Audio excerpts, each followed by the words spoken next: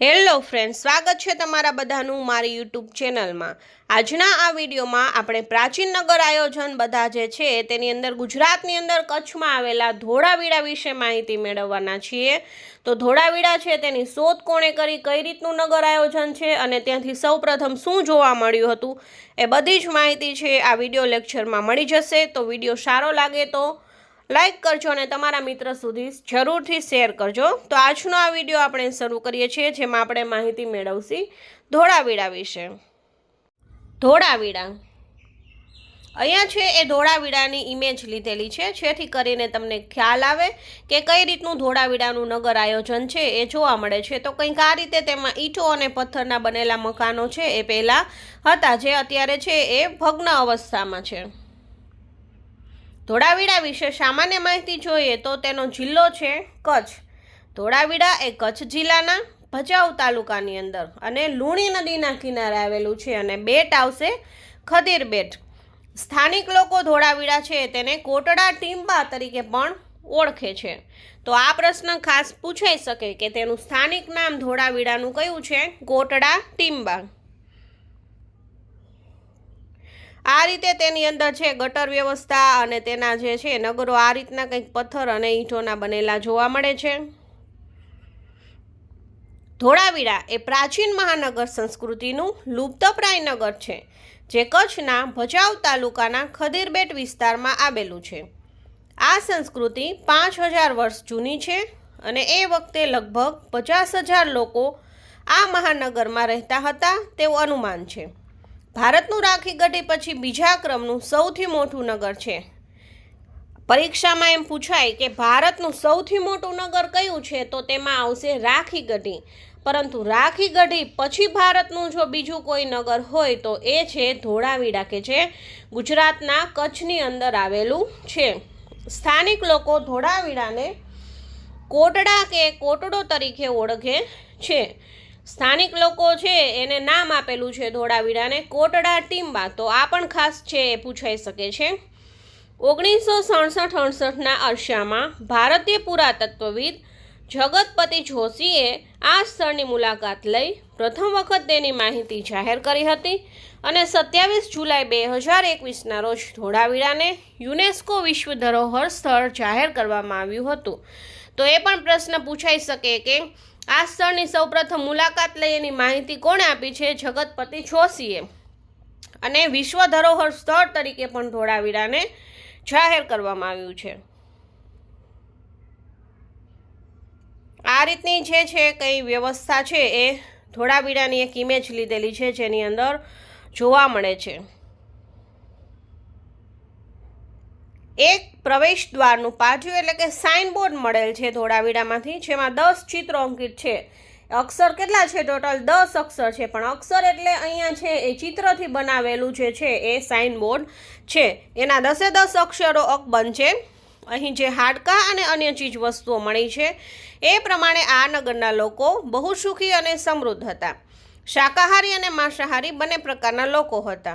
કોઈક મૃત્યુ પછી અગ્નિ સંસ્કાર કરતા હતા, વળી કોઈ કબર બનાવી દાટતા હતા અથવા કબરમાં અસ્થિ સાથે વસ્તુઓ પણ રાખતા હતા। અહીંયાથી એવો પ્રશ્ન પૂછાઈ શકે કે 10 અક્ષરનું છે સાઇન બોર્ડ ક્યાંથી મળેલ છે? તો ધોળાવીરામાંથી 10 અક્ષરનું સાઇન બોર્ડ મળેલ છે। अक्षर एटले एनी अंदर एवा चित्र जे छे लिपि द्वारा 10 जे अक्षर छे ए लखेला छे।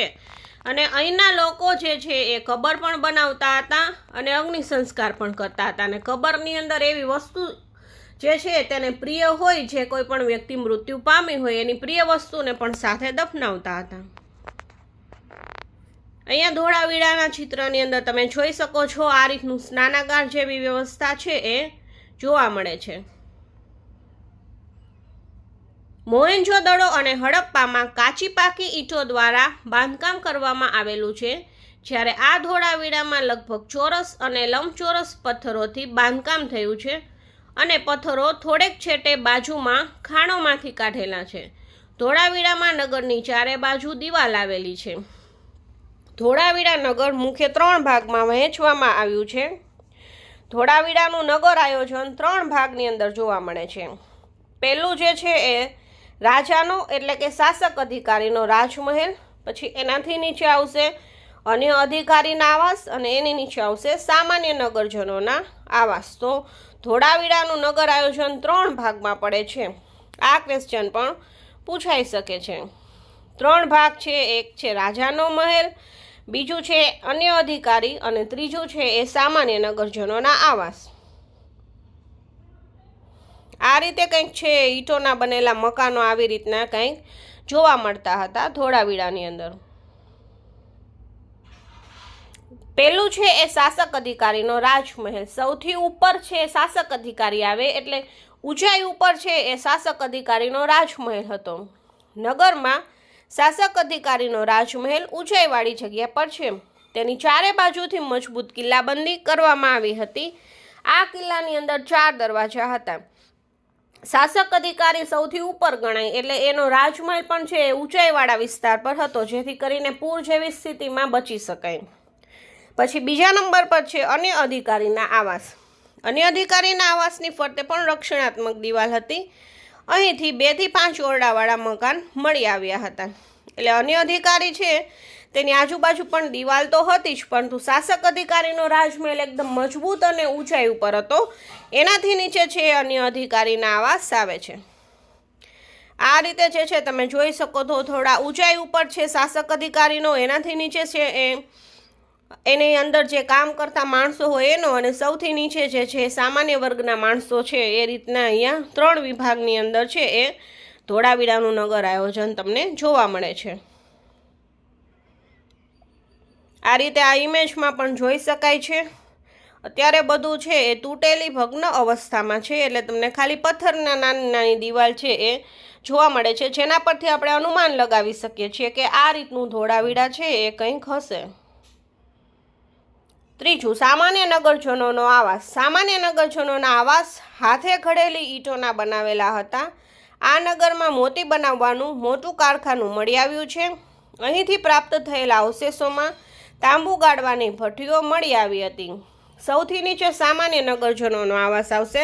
સામાન્ય નગરજનો મજૂરી કામ કરતા હોય એટલે ત્યાંથી તાંબુ ગાળવાની ભઠ્ઠી છે એ પણ મળી આવે છે. તો આ ખાસ આઈએમપી ક્વેશ્ચન થશે કે સામાન્ય નગરજનોના આવાસમાંથી શું મળી આવેલ છે? તાંબુ ગાળવાની ભઠ્ઠી, કે જે ધોળાવીરામાંથી મળી આવેલ છે. એટલે આપણને ખબર પડે કે ત્યાંના લોકો તાંબા વિશે પણ જાણકાર હતા. આ રીતે જે છે એ સ્નાનાગાર જેવી મોટી વ્યવસ્થા જે છે એ ધોળાવીરાની અંદર કંઈક જોવા મળે છે. આ જે છે એ પાછું બીજા ચિત્રની અંદર તમે જોઈ શકો છો. આ રીતે ધોળાવીરાની અંદર આ નગર આયોજન છે તમને અહીંયા જોવા મળે છે. જો વિડીયો ગમ્યો હોય તો લાઈક કરજો અને ચેનલ પર નવા હોય તો સબસ્ક્રાઈબ કરવાનું ભૂલશો નહીં. અને જો વિડીયો સારો લાગતો હોય તો તમારા મિત્ર સુધી જરૂરથી શેર કરજો. અને તમને કેવા પ્રકારના વિડીયો જોઈએ છે એના વિશે કમેન્ટ કરવાનું ભૂલશો નહીં. Thank you.